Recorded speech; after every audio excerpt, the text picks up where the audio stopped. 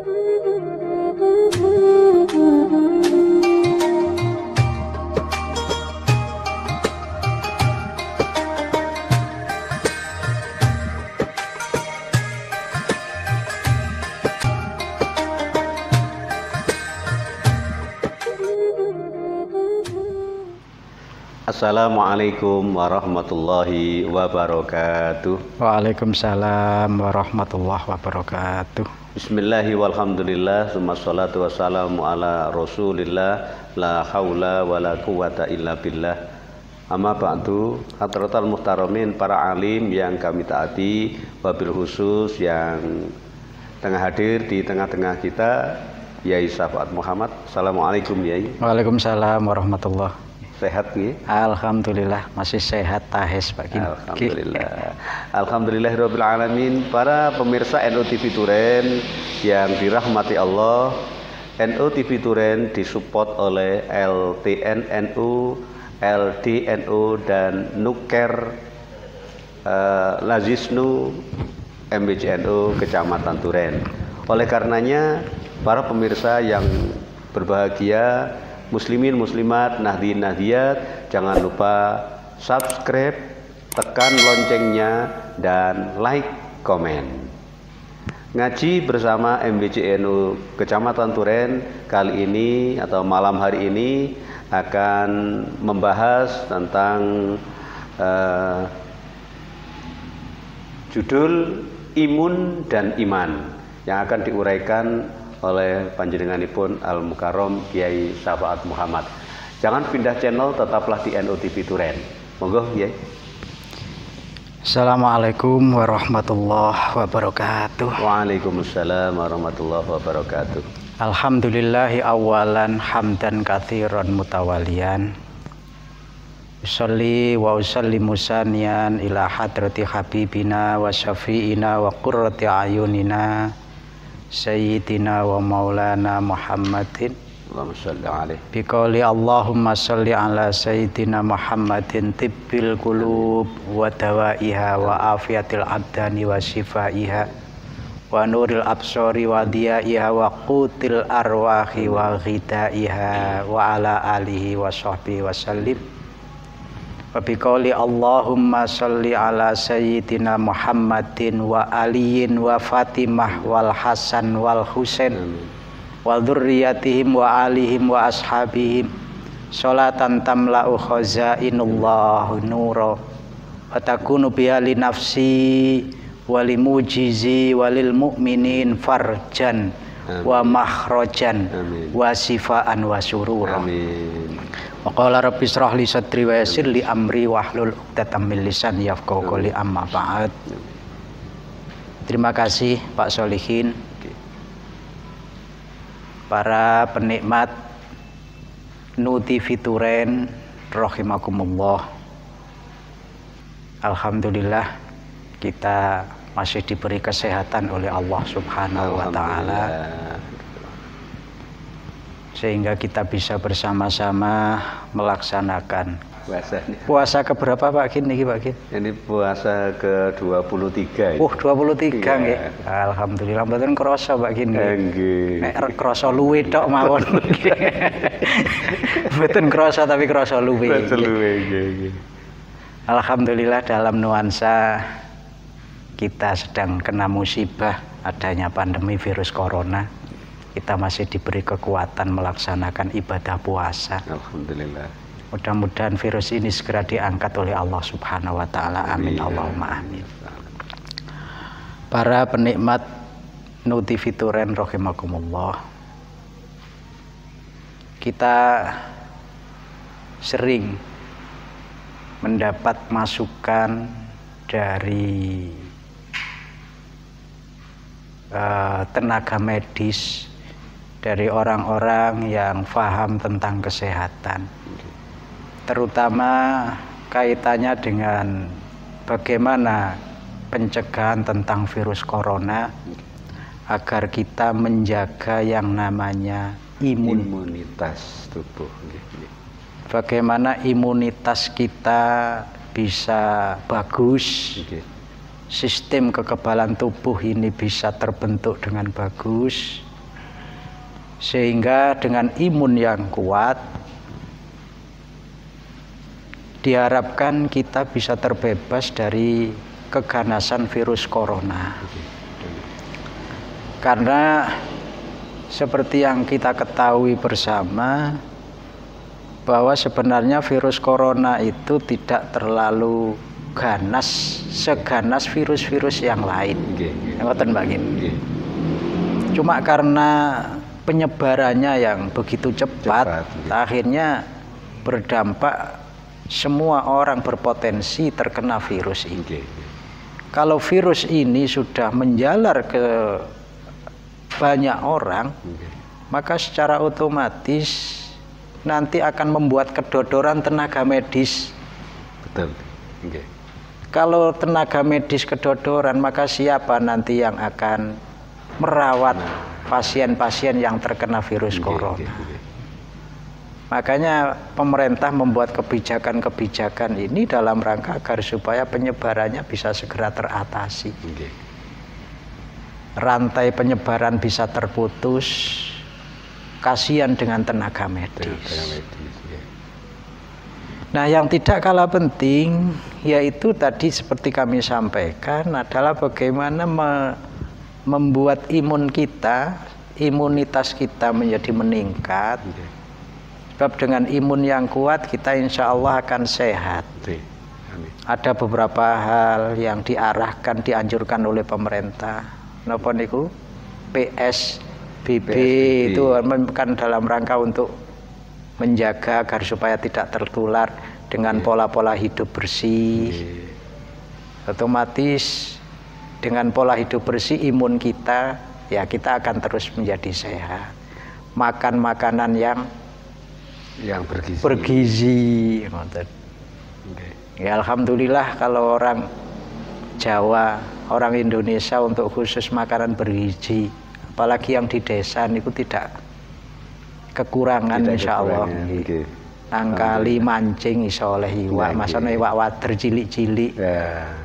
Golek rumah sampai enten bayem, enten godhong-godhong ribang. Itu adalah makanan-makanan bergizi. Untuk proteinnya juga mudah sekali. Dan juga melakukan olahraga.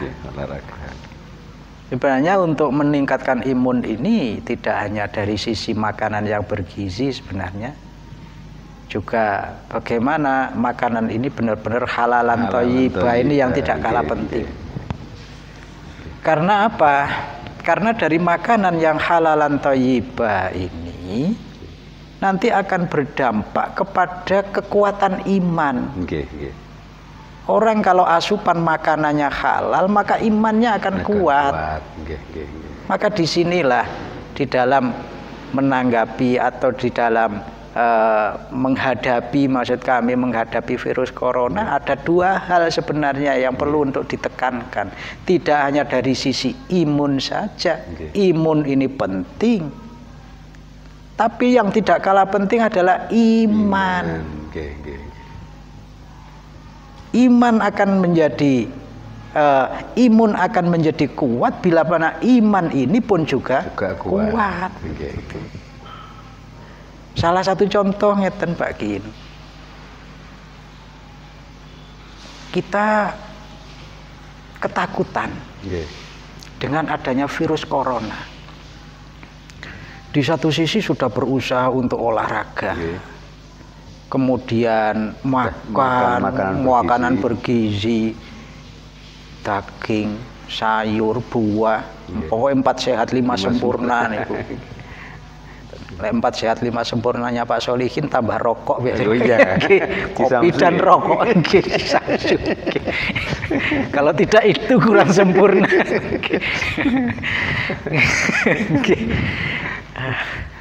Ini kok tidak ada kopinya Pak.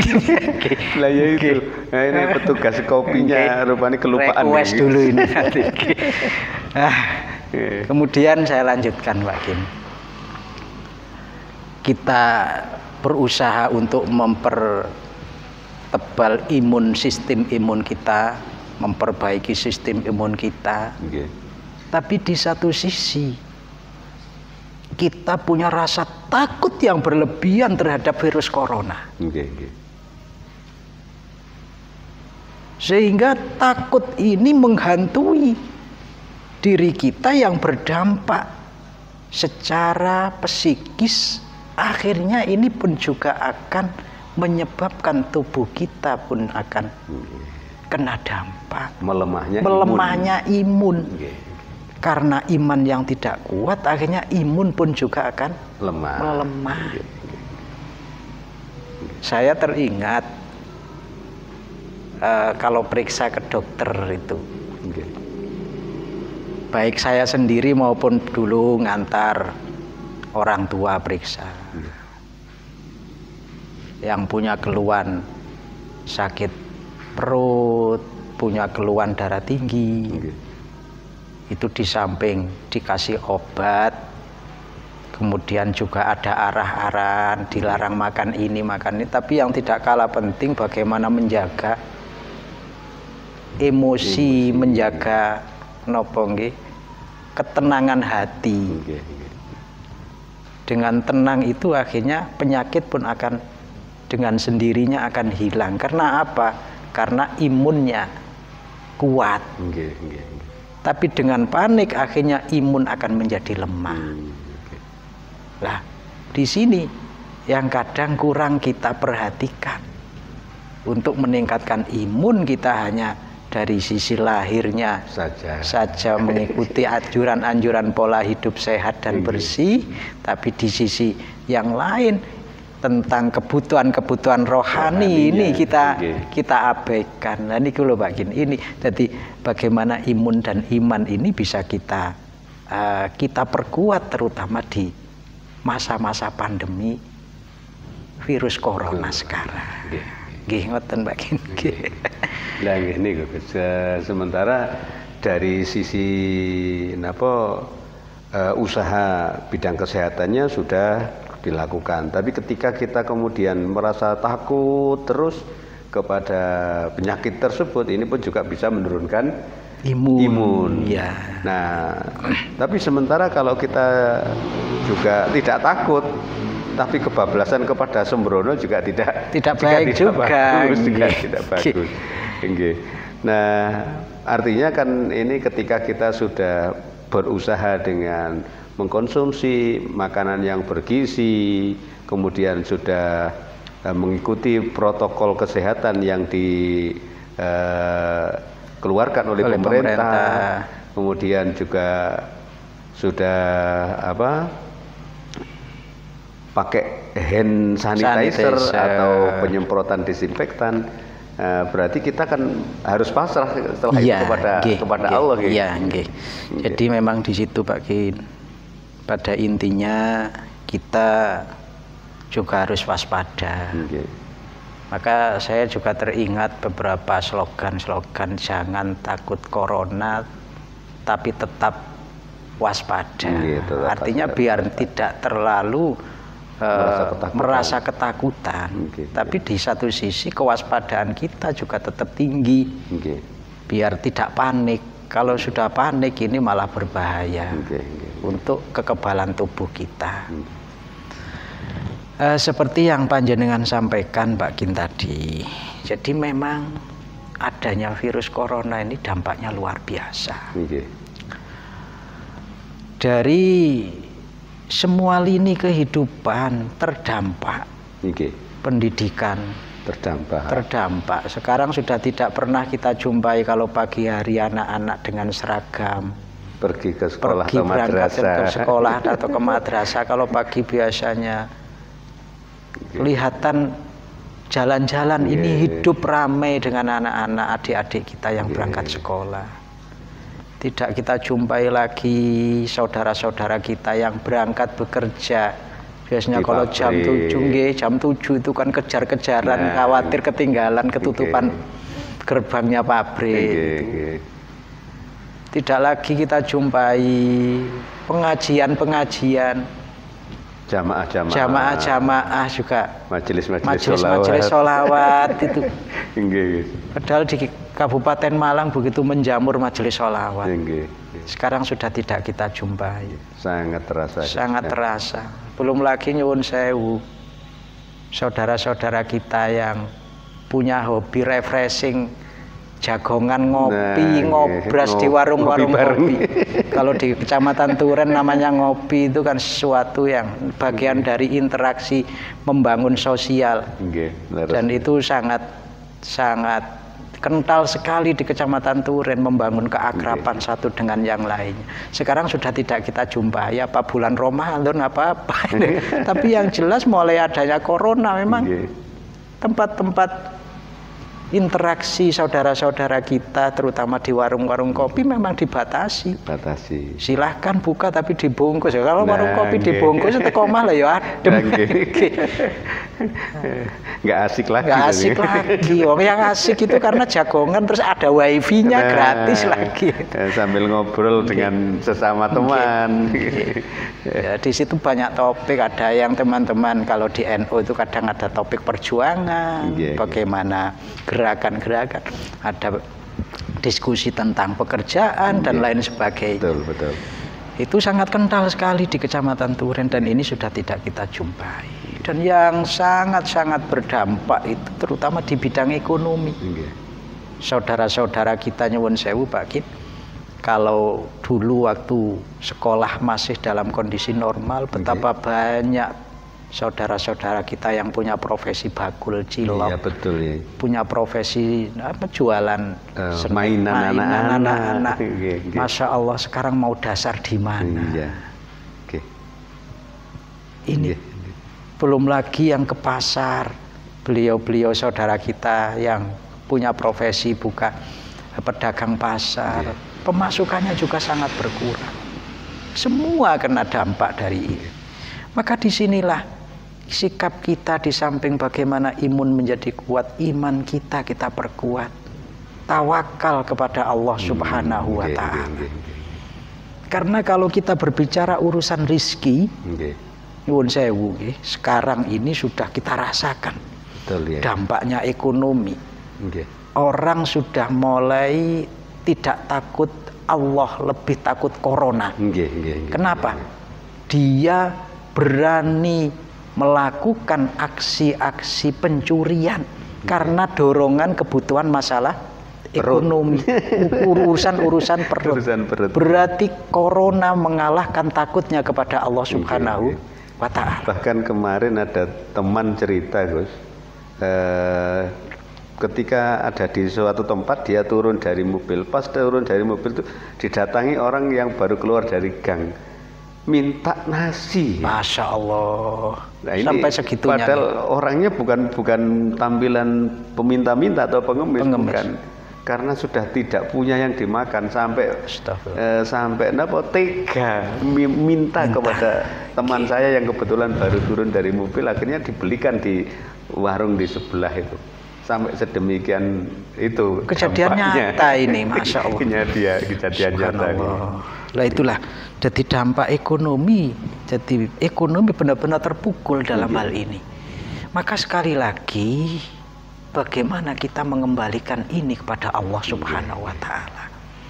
Allah sudah berfirman, wa may yatawakkal 'alallah fahuwa hasbuh. Siapa yang bertawakal kepada Allah, maka Allah lah yang akan mencukupi. Ini yang harus kita perkokoh di dalam hati. Masano toh aku saiki gak iso dodol cilok saumpamane. Masano toh aku saiki sudah kehilangan pekerjaan. Meskipun pelanggan saya sudah habis tidak ada, tapi saya tetap berserah diri kepada Allah. Allah akan memberi kecukupan.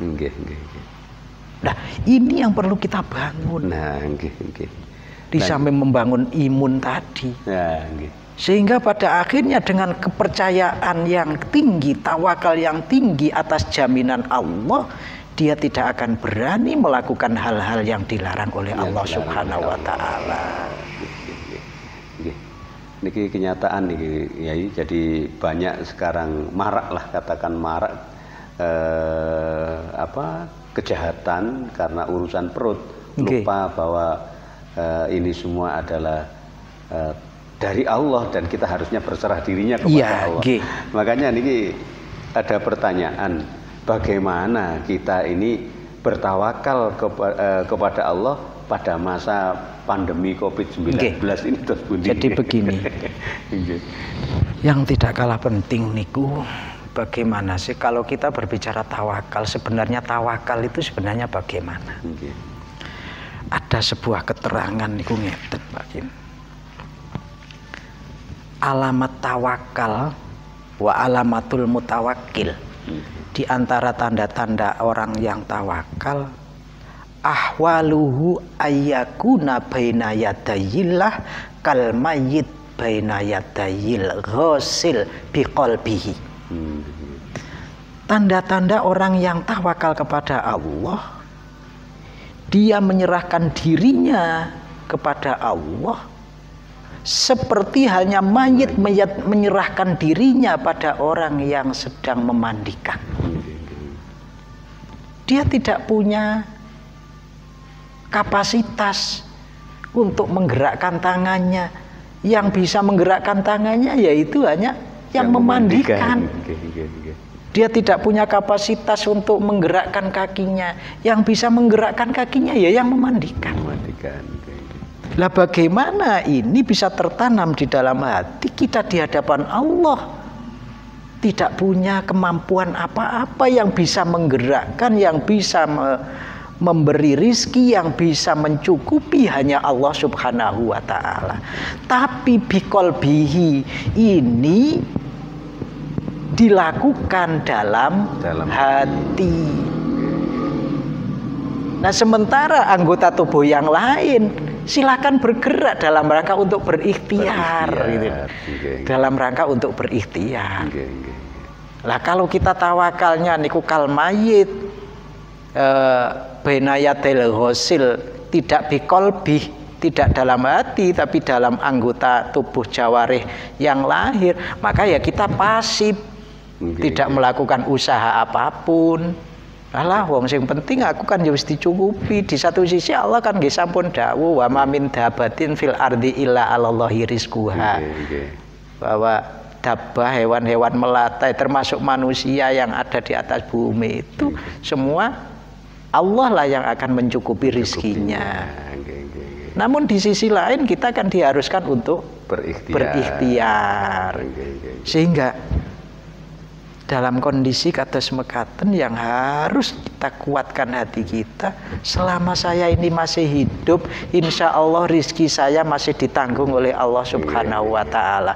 Meskipun saya kehilangan profesi sebagai bakul cilok, meskipun saya kehilangan profesi sebagai karyawan pabrik dan lain sebagainya, meskipun saya kehilangan pekerjaan, tapi Allah sudah janji bahwa Allah pasti akan memenuhi rizki kebutuhan kita.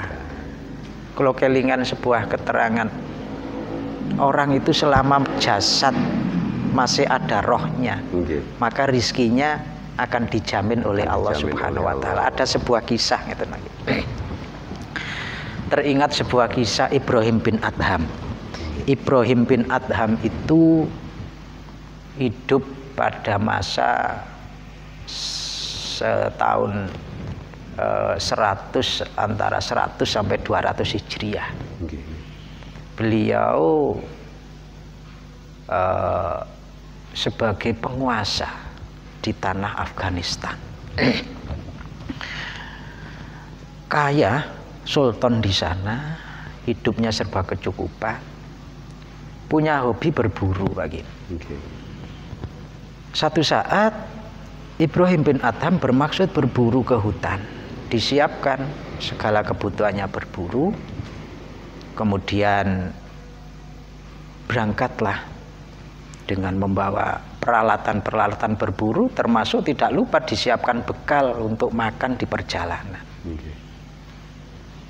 Berangkat menuju tempat perburuan, sebelum masuk hutan, Ibrahim bin Adham berhenti sejenak untuk menyantap bontotnya, bekal yang sudah disiapkan. Beliau gelar alas atau tikar, kemudian makanan disiapkan, ditata, di atas alas tikar itu. Begitu makanan sudah siap untuk disantap, tiba-tiba ada seekor burung gagak mendekat, mendatangi tempat makannya Ibrahim bin Adham. Dan burung gagak ini mengambil sepotong roti yang sedianya mau dimakan oleh Ibrahim bin Adham. Dicengkram pakai apa itu?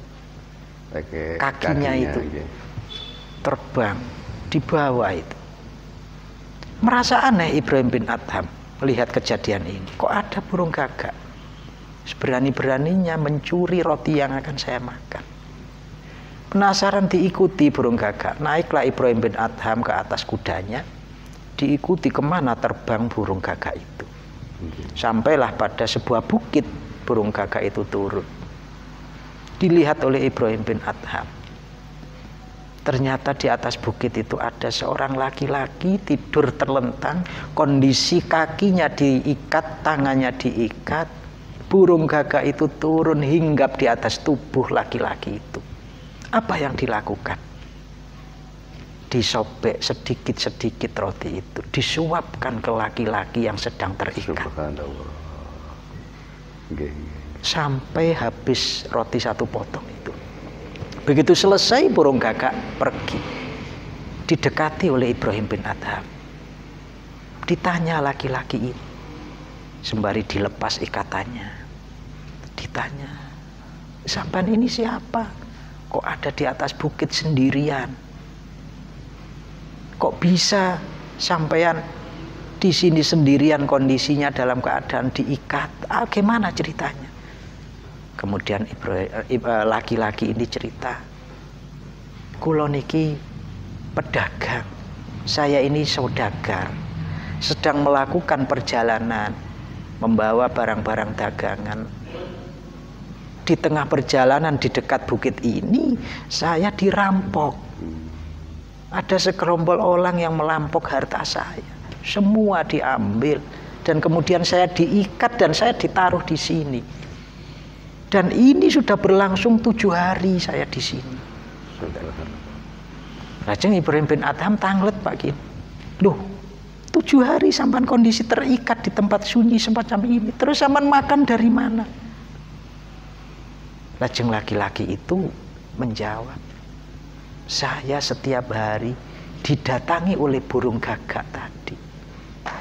Saya disuapi makanan oleh burung gagak tadi, sehingga saya bisa bertahan hidup selama 7 hari meskipun kondisi saya terikat seperti ini.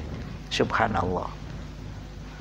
Dari sini Ibrahim bin Adham terbuka hatinya.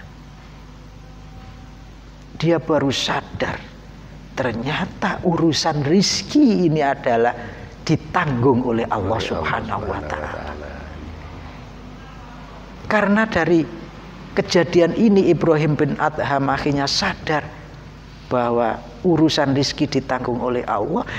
Beliau memutuskan diri untuk meninggalkan kerajaan dan seluruh harta benda yang dimiliki. Beliau kemudian berangkat ke tanah Mekah. Dan ternyata beliau tetap hidup meskipun tidak menjadi raja, tidak memiliki harta melimpah, tapi beliau tetap hidup. Ini menunjukkan bahwa sebenarnya hakikatnya rizki itu ditanggung oleh Allah Subhanahu wa Ta'ala. Maka di situ yang paling penting bagaimana kita di dalam hati, sekali lagi di dalam hati Pak Kinggi.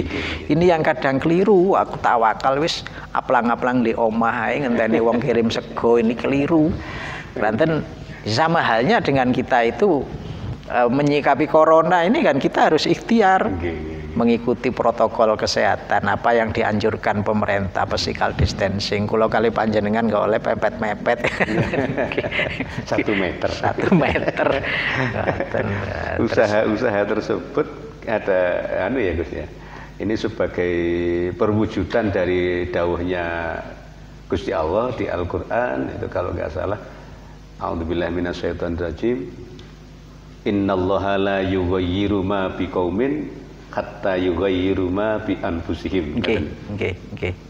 Jadi Allah tidak akan merubah nasib sebuah kaum, tidak akan merubah nasib seseorang sehingga dia merubah nasibnya sendiri. Ini yang harus kita imbangkan antara kita diperintah untuk merubah nasib dengan berikhtiar dan antara kita tawakal kepada Allah Subhanahu wa taala. Jadi kalau merubah nasib itu di dalam ikhtiar. Tawakal ini tempatnya berada dalam hati. Inilah yang kadang-kadang niku salah di dalam penerapan, ikhtiari kebablasan lali tawakal. Sehingga akhirnya di saat ikhtiarnya gagal ngamuk-ngamuk. Nah ini kebablasan malih niku tawakale sing gegeden aplang-aplang di omah ngenteni kiriman sego. Ini juga enggak bagus. Malih dados tiyang tomak ya. Nah, nggih tomak niku ya malih dosa malian. Kula malih cerita tomak malih kelingan Mbak Kin. Tiyang tomak niku ternyata jauh dari apa yang diharapkan. Saya ngalami beberapa kali. Beberapa waktu yang lalu menjelang Ramadan niku kula diajak sederek. Nggih, ada napa majelis tidak banyak ya, sudah musim corona ini. Biasanya rutin dilakukan setiap seminggu sekali. Tapi karena ngurus corona akhirnya hanya beberapa orang. Nggih. Ngaji intine ngoten. Sebut saja si fulan sing punya hajat itu, tidak saya sebutkan namanya. Nah, waktu niku kula berangkat sama istri saya itu maghrib itu saya diingatkan mboten daharien ta ngoten. Karena waktu itu saya makan masih pagi hari saya makan, itu siangnya juga lupa nggak makan. Mau malam itu mau berangkat itu setelah maghrib itu mau berangkat diingatkan. Karena waktu niku kebetulan sehari niku kok aktivitas kula padet, jadi wangsul rada sore, hampir setelah maghrib pulang itu. Terus bersih-bersih, rencana mau persiapan berangkat. Dia ingatkan sama istri. Terus kula jawab, mboten mungkin paling mriko biasanya diparingi nedha kok. Ya memang biasanya dikasih makan. Tidak pernah tidak dikasih makan. Dan dilalah kersane Gusti Allah Pak Kin ngaji niku wis pikiran ya wedi-wedi corona dan lain sebagainya. Ternyata pasca ngaji niku mboten enten jamuan makan berat. Yang ada niku jamuan makan snack dan nyuwun sewu niki kula cerita tahadus bin nikmah. Dijak makan duren dalam jumlah yang cukup banyak. Astagfirullahaladzim. Nek wong mangan duren niku lek durung mangan sego niku kan nggih. Bermasalah kemelitir. Aduh, wis rezekine mang tomake niku mangan paling gak mangan soto apa sate dadak oleh-oleh duren. Ketika sesuai dengan kenyataan niku rata-rata wong tomak. Kula nate malih niki cerita Bakin. Kula nate ziarah datang Batu Ampar Bakin. Di sana itu kalau ziarah sowan ten dalem pasti diparing dihormat dahar ya ten Bakin. Nah, waktu itu tengah malam, hampir tengah malam datang, saya sampaikan ke rombongan, sebaiknya niki mangke jangan makan dulu ke warung. Kranten biasanya kali yai dipun paringi disiapi dahar hormat yai, biasanya hormat tamu, sedaya tamu yang sowan ke situ diparingi dahar. Ditunggu-tunggu Mbak Kin, 1 jam, 2 jam, kok belum ada santri kiai yang menyuruh memerintah untuk makan mboten enten. Masya Allah, ternyata sampai pagi kali kiai tidak diberi penghormatan makan, baru pagi hari disiapkan dahar. Padahal biasanya begitu datang itu langsung dahar, tapi ini pagi hari.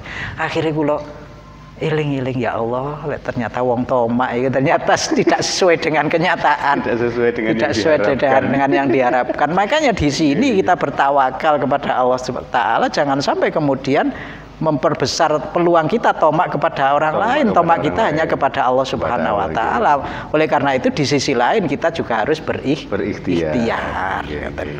Jadi ada sebuah keterangan niku ngeten. Jadi agar supaya kita lebih kuat keyakinan kita bahwa urusan rezeki ini tanggungan Allah. Rasulullah Shallallahu Alaihi Wasallam pernah dawuh dalam sebuah hadis yang diriwayatkan oleh Imam Nasai, Imam Tirmidzi dan Imam Al Hakim. Dawuh Kanjeng Nabi ngeten, "Lau tawakkaltum 'alallah haqqa tawakkulihi la razaqakumullah kama yarzuqut tayra taqtu khimason wa taruhu bitonan." Kalau kalian bertawakal kepada Allah dengan sebenar-benarnya tawakal, maka Allah akan memberi rizki kepada kalian seperti halnya Allah memberi rizki kepada burung. Burung itu pagi hari dia siap-siap berangkat, kondisi perutnya kosong, dalam keadaan lapar. Sore hari dia pulang, perutnya dalam keadaan kenyang. Lek awake dhewe saged tawakal pasrah kaya manuk ngoten iki insyaallah gak bakal keluwen. Masana to kelangan pekerjaan, masana to kena dampak yang namanya corona. Lek yakin ngoten insyaallah awake dhewe alah pekerjaan hilang, ya wis lah golek maneh, alon-alon mangan mesti dijamin dening Gusti Allah. Kalau ini kuat, maka secara otomatis tadi akan berdampak imun kita pun juga akan kuat. Matur sembah nuwun Kyai, ini rupanya waktunya sudah mepet dan apa yang jenengan sampaikan kiranya sudah cukup jelas.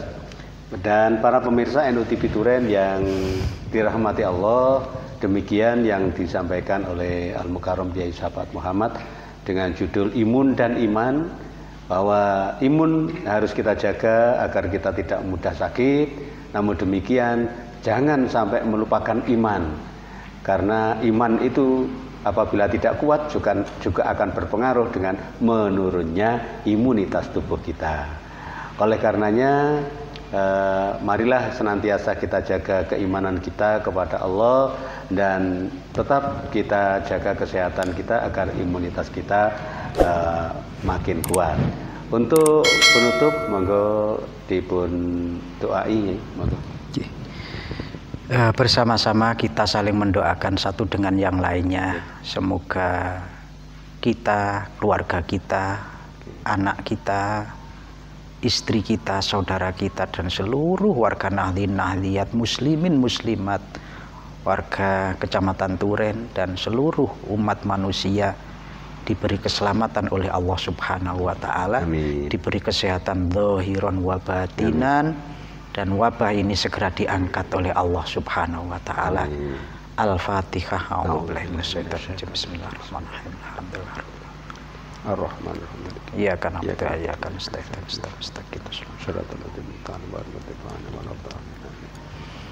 Allahumma hdina fi man hadait wa afina fi man afait wa tawallana fi man tawallait wa barik lana fi ma atait wa qina syarra ma qadait fa innaka taqdi wa la yuqda alaik wa innahu la yadhillu man walait wa la ya'izzu man atait tabarakta rabbana talait falakal hamdu ala ma qadait nastaghfiruka wa natubu ilaik.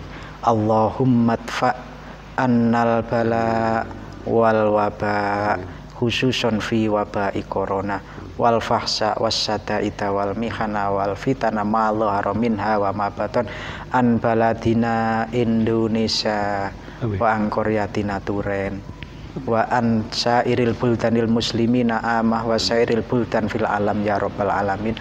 Sallallahu ala sayyidina Muhammadin nabil ummi wa ala alihi wasallam walhamdulillahi rabbil alamin. Terima kasih Yai atas uraiannya, mudah-mudahan jadi ilmu yang manfaat. Amin, para amin. Pemirsa yang kami hormati, sekian dan demikian yang bisa kami haturkan, kurang dan lebihnya mohon dimaafkan. Tuku Duren nang warungi Yu Jainab, NU TV Turen memang mantap. Wassalamualaikum warahmatullahi wabarakatuh. Waalaikumsalam warahmatullahi wabarakatuh.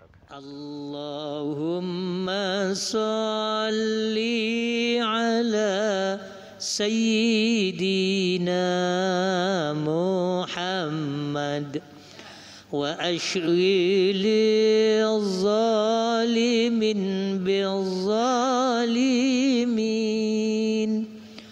wa akhrijna من بينهم سالمين وعلى آله وصحبه أجمعين.